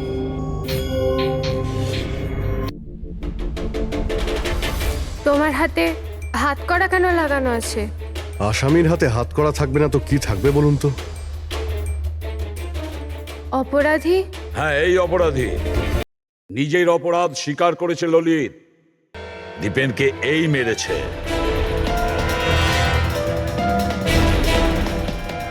ললিত, এনারা সবাই কি বলছেন? আর তুমি কেন করলে এইসব? দেখলেন স্যার, অবাক হওয়ার কি সুন্দর অ্যাক্টিং করছে এরা। যেখানে সত্যি এটাই যে ললিতকে খুন করতে বলার আসল অপরাধী এখানে এই রুমে উপস্থিত আছে। হ্যাঁ, এটা আপনি কি বলছেন? এখানে আমার মেয়ে জীবন মৃত্যুর সঙ্গে লড়াই করছে, আর আপনি উল্টে আমাদেরই দোষী করছেন। না, এই জীবন আর মৃত্যুর মাঝখানে ঝুলছে না, এ সত্যি আর মিথ্যের মধ্যে ঝুলছে। ও জ্ঞান হারায়নি, সব ড্রামা করছে। কি?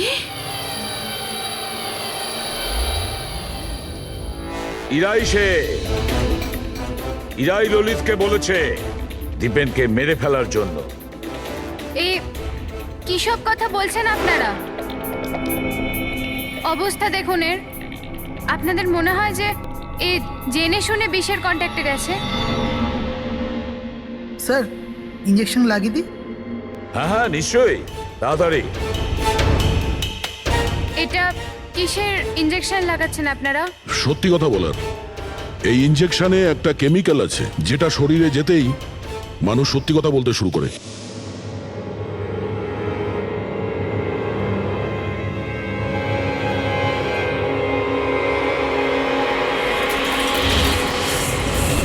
না, শুনুন। ইরা, ইরা, আরে রে, কোথায় যাচ্ছে? দাঁড়াও। ইরা, থামো ইরা। এর মানে হলো যে সিআইডিরা ঠিক কথা বলছেন। আর মিথ্যে বলে কোনো লাভ নেই। এই ললিত তোমার মুখোশ খুলে দিয়েছে। এটা কি করলে ললিত? নিজে ফাঁসছিলে, তার সাথে সাথে আমাকেও ফাঁসিয়ে দিলে। এরা এই প্রতিজ্ঞাটাই তো আমরা করেছিলাম ভালোবেসে, যে আমরা একসাথে বাঁচবো আর একসাথে মরবো। কি তোমরা দুজন একে অপরকে ভালোবাসো? এসব কবে? ইরা, তুই তো দীপেনকে ভালোবাসিস।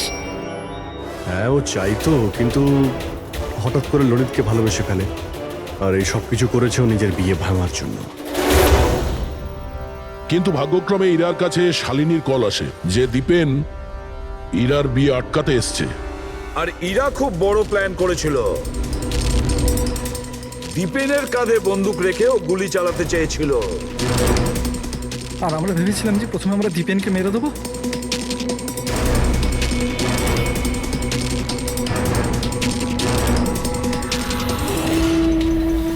আর অনেক দূরে গিয়ে তোমরা ঘর বাঁধবে, কিন্তু ভুলে গিয়েছিলে তোমরা যে অন্যায়ের পথে কখনো সাফল্য আসে না, বুঝেছো? আমাদের প্ল্যান একদম ঠিকঠাক চলছিল, কিন্তু বাবা আর কার্তিক এসে আমাদের প্ল্যানে জল ঢেলে দিল।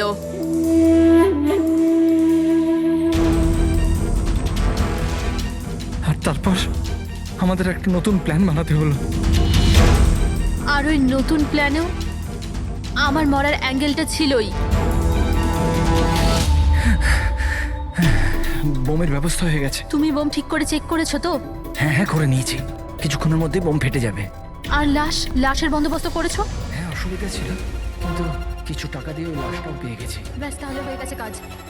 আমি লাশকে আবার নিজের জামা কাপড় পরিয়ে দেবো, আর যখনই বোম ফাটবে তখন সবার মনে হবে যে দীপেনের সাথে সাথে আমিও মরে গেছি। আচ্ছা, আমি বোমটা চেক করেছি। ওকে,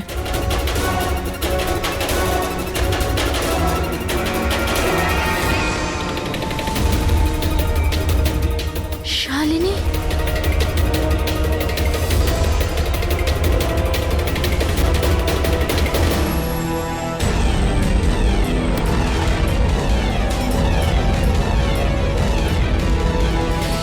আর সেই কারণে তুমি শালিনীকে মেরে ফেলেছো। তো আর কি করতাম? সব দেখে নিয়েছিল, কোনো উপায় ছিল না। কিন্তু একটা কথা বোঝা গেল না, যে ওই বিষাক্ত গ্যাস ব্যবহার করেছিলে কেন?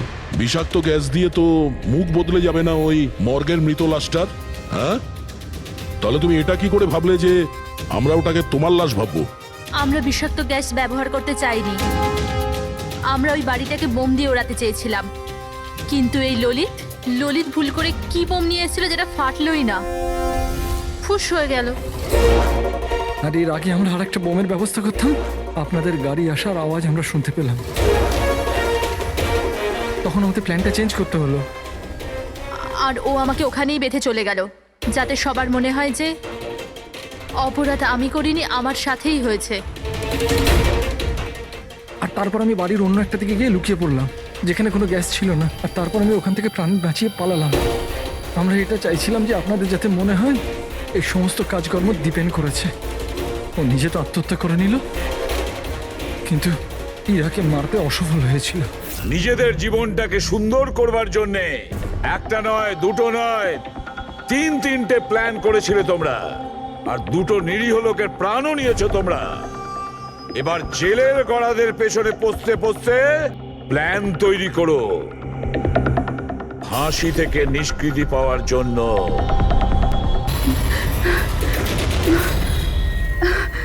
কোথায় যাব? জঙ্গলে? আমি এসে গেছি, আমি বাড়ি যাব।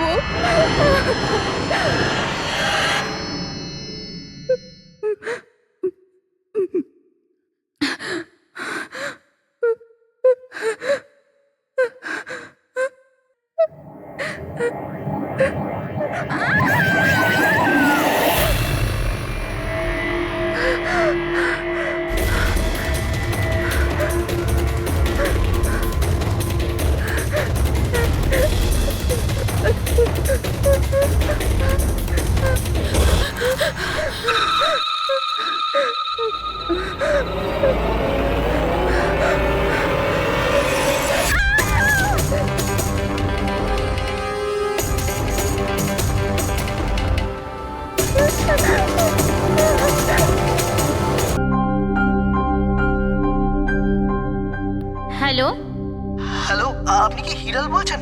হ্যাঁ, আমি হিরল বলছি। আপনি কে? আমি মানিক। আমি আয়েশার সাথে কাজ করি। এখানে একটা বড় প্রবলেম হয়ে গেছে। প্রবলেম? আয়েশার সাথে কি হয়েছে? দেখুন, ও জঙ্গলে কোথাও হারিয়ে গেছে। ওকে খুঁজেও পাচ্ছি না, ফোনেও পাচ্ছি না। আর আমাদের ভয় হচ্ছে যে ওর কিছু হয়ে যায়নি তো।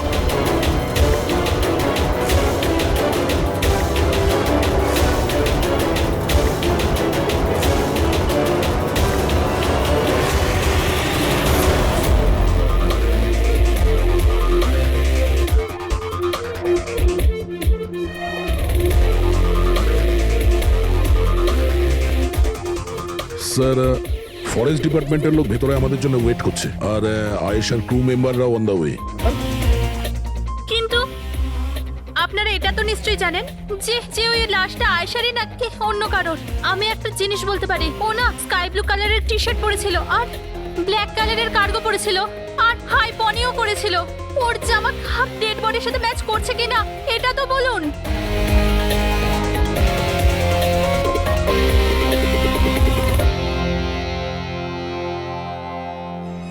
ও,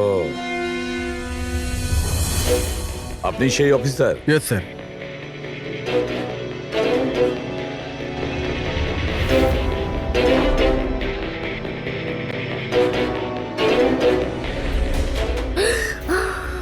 প্রশান্ত? আরে এই তো প্রশান্ত। এক মিনিট, আপনারা কে আর ওকে কি করে চিনলেন? স্যার আমি মানিক, আর আমরা সবাই আয়েশার সাথে কাজ করি। আরে প্রশান্ত আমাদের গাইড। আয়েশা এনাকে লোকেশন খোঁজার জন্য বলেছিল, আর যখন আয়েশা হারিয়ে গেল তখন এই ওকে খুঁজতে গেছিল। এর এরকম অবস্থা, তাহলে আয়েশা কিরকম অবস্থায় আছে? না না না, আর না না, আয়েশার কিছু হয়নি, আমি বলছি তো, trust me. Sir please please আমার বোনকে খুঁজে বাঁচিয়ে নিন স্যার, প্লিজ স্যার, প্লিজ বাঁচিয়ে নিন। দেখো, তোমার বোনকে নিশ্চয়ই আমরা বাঁচাবো, আপনি ওনাকে একটু সাইডে নিয়ে যান। স্যার এই বডিটা আজ সকালেই আমরা পেয়েছি। এ আমাদের গাইড বাহাদুর, এই বডিটাকে প্রথম দেখেছে। এই প্রশান্ত কি একা গিয়েছিল আয়েশাকে খোঁজার জন্য? হ্যাঁ স্যার, কারণ ও জঙ্গলের সমস্ত রাস্তা চিনতো। যত ভালো করেই চিনুক না কেন, রাতের অন্ধকারে ঘন জঙ্গলে বিনা পারমিশনে বিনা গাইডে রাতে ঘোরাফেরা নিজে থেকে মৃত্যুকে ডেকে আনা, তোমরা খুব বড় ভুল করেছো। এই বডিটা এইভাবে পেয়েছি, জানি না দ্বিতীয়টা কি অবস্থায় পাবো। অফিসার, আচ্ছা এটা বলো যে এখানে কোনো হিংস্র জানোয়ার আছে? এরকম কোনো হিংস্র জন্তু নেই, ঘন জঙ্গল, হারিয়ে যাওয়ার ভয় আছে। কোনো জন্তু জানোয়ারের আঁচড় তো মনে হচ্ছে না, কিন্তু এটা ছুরির আঘাত বলে মনে হচ্ছে। একে ছুরি দিয়ে খুন করা হয়েছে।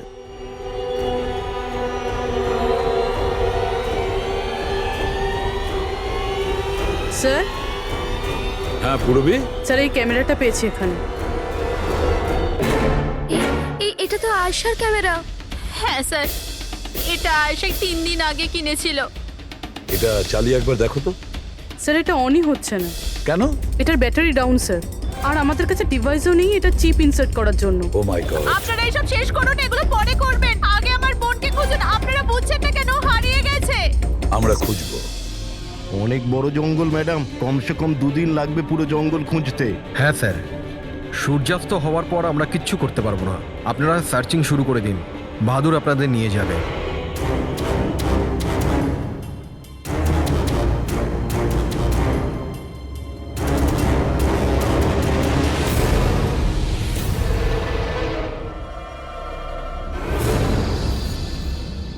স্যার, স্যার আমরা জঙ্গলের অনেক ভেতরে চলে এসেছি স্যার। স্যার এখানে কেউ আসা যাওয়া করে না স্যার। স্যার এক কাজ করি, আমরা ফিরে যাই, না হলে অন্ধকার নেমে আসবে। এখন তো অনেক আলো আছে, অন্ধকার হয়েছে কোথায়? স্যার ফিরতেও তো অনেকটা সময় লাগবে না স্যার? তো ওই হিসাবেই বললাম, এত দূর স্যার কেউ আসেই না। স্যার এখানে কিচ্ছু পাবেন না। আরে ভাই, যখন এত দূর চলে এসেছে একটু দেখে নি না ভাই। চলো চলো। আচ্ছা আচ্ছা।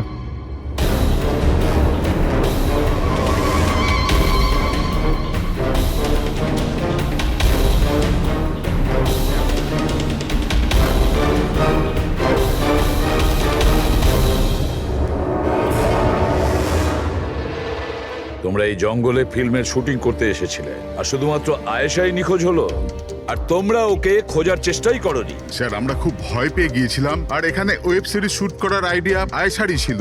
স্যার আমরা ওকে আনিনি, ও আমাদের এনেছিল লোকেশন দেখাতে। হ্যাঁ স্যার, এই প্রশান্ত গাইড আয়েশার পরিচিত ছিল, আর এই কাছেই থাকতো আর জঙ্গলটাকে ভালো করে চিনতো। আর আমরা তো রাত্রিরে থাকার পর সকালে বেরিয়ে পড়তাম, সবকিছুই ঠিকঠাক চলছিল, লোকেশনও পেয়ে গেছিলাম। আর এরপর আমরা টেন্টের বাইরে আগুন জ্বালিয়ে খাবার বানাচ্ছিলাম। কটার সময়ের ঘটনা এটা? 5টা-6টা নাগাদ।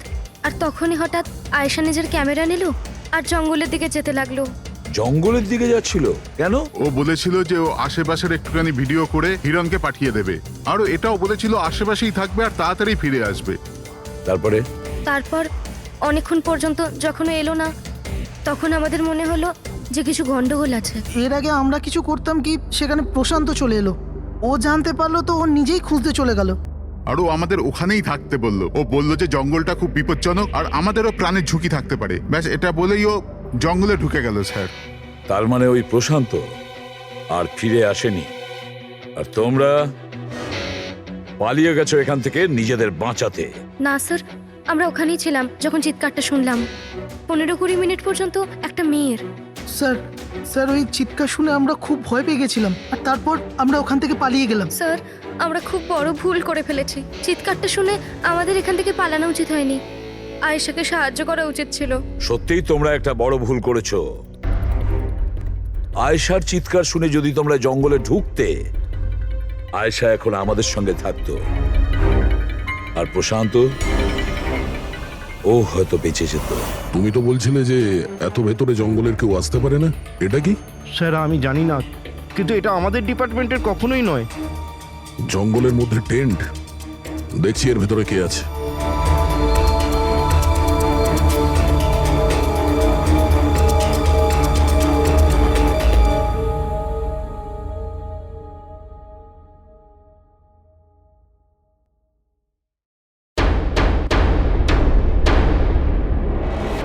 এই কাপড় তো দেখে মনে হচ্ছে কাটা হয়েছে।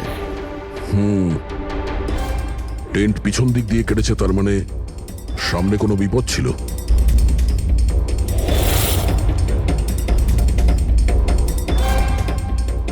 ছুরি, এটা দিয়েই কাটা হয়েছে। বাইরে গন্ডগোল হতেই পিছন থেকে কেটে পালিয়ে গিয়েছে।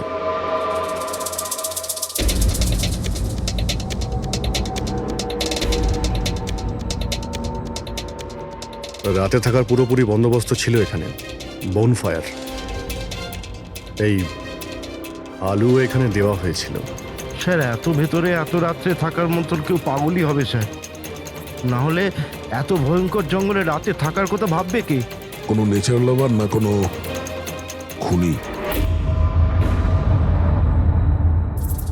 এই দেখো,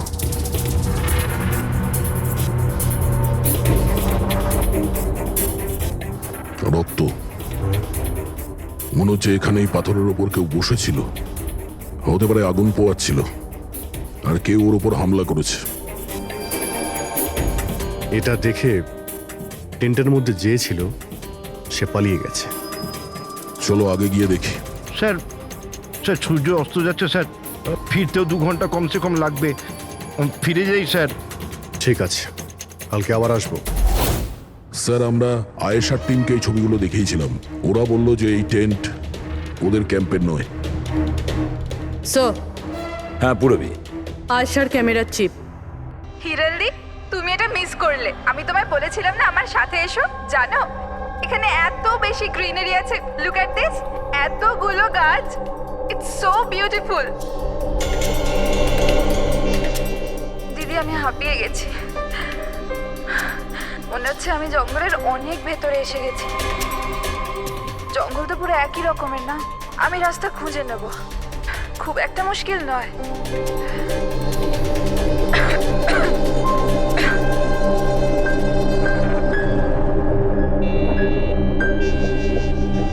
কেউ আছে নাকি ওখানে? কে ওখানে?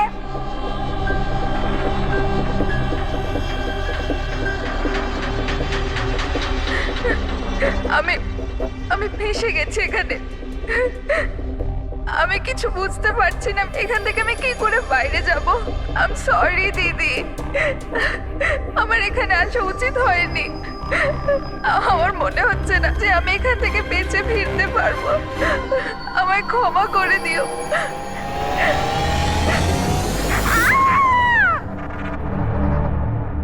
অভিজিৎ, যে কোনো পরিস্থিতিতে এই মেয়েটাকে ওই জঙ্গল থেকে উদ্ধার করতে হবে আমাদের। বস, হ্যাঁ সালুকে। বস, আয়েশা যে জিনিসগুলো রোজ ব্যবহার করত, আমি সেই প্রত্যেকটা জিনিস থেকে ডিএনএ স্যাম্পল নিয়েছি, কিন্তু আশ্চর্যের ব্যাপার কোনো স্যাম্পলই আয়েশার ডিএনএ সঙ্গে ম্যাচ করছে না। কি? কিন্তু হ্যাঁ, খুনির ব্যাপারে একটা খুব গুরুত্বপূর্ণ সূত্র পেয়েছি। সেটা কি স্যার? বস এই ডিএনএ প্রোফাইলটা দেখো। এই দুটো ডিএনএ প্রোফাইলই দুটো আলাদা আলাদা লোকের, কিন্তু অদ্ভুত ব্যাপার হচ্ছে যে দুটো প্রোফাইলই আমি একই লোকের শরীর থেকে পেয়েছি, প্রশান্ত শরীর থেকে। প্রশান্তর শরীর থেকে? হ্যাঁ বস। সেটা কিভাবে? প্রশান্তর মৃত্যু অগণিত ছুরির আঘাতের জন্য হয়েছে, আর ওর শরীরে যে খাবার চিহ্নটা আছে সেটা আসল নয়, তৈরি করা হয়েছে নকল। আর সবচেয়ে আশ্চর্যের ব্যাপার হচ্ছে যে প্রশান্তের লাশের থেকে আমি ওর রক্ত ছাড়া আরো কারো রক্ত পেয়েছি। এখন এই রক্তটা কোনো পুরুষের না নারীর সেটা আমি বলতে পারবো না, কারণ ওই রক্তটা প্রশান্ত রক্তের সঙ্গে মিশে গেছে। কিন্তু একটা কথা ঠিক বস, এই রক্তটা তখনই বেরিয়েছে যখন প্রশান্ত রক্ত বেরিয়েছে। অভিজিৎ, দয়া, নিশ্চয়ই এটা খুনিরই রক্ত।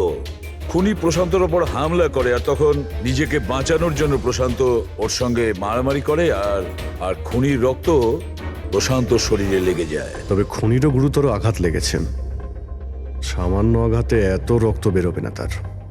তার মানে খুনির শরীরে এখনো আঘাতের চিহ্ন থাকা উচিত। আরো একটা কথা বস, কি? টেন্টের পাশে যে পাথরের উপর রক্তের ছাপ ছিল সেই রক্তটা প্রশান্তরই। তার মানে পুরো ব্যাপারটাই ওই তাঁবুর আশেপাশে ঘটেছে।